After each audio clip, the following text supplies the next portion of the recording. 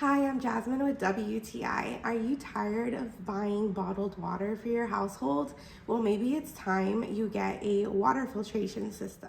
One of our favorite things about the Waterdrop filtration system is how easy it is to install. You just hang it on the side of your cabinet and it comes with all the tubes necessary to connect it to the faucet that they provide.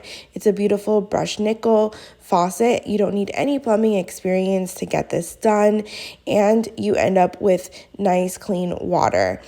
The filtration system barely takes up any room in the cabinet, which is so important for us because we don't have a lot of storage down here, and you don't have to change out the filters that often. One of them you change out every 6 months and the other two every year. So you really save a lot of money on those filters. But of course, the best thing about this filtration system is that you get nice, clean, refreshing water to drink for your whole family. It reduces harmful substances like chloramine, chlorine, heavy metals, fluoride, turbidity, large particles, rust, sand, so many different things that we don't even realize are in our tap water. And it's so convenient to have filtered water right there in your kitchen for cooking, filling up your coffee machine, or just having a glass of water. So if you're in the market for a water filtration system, check out Waterdrop.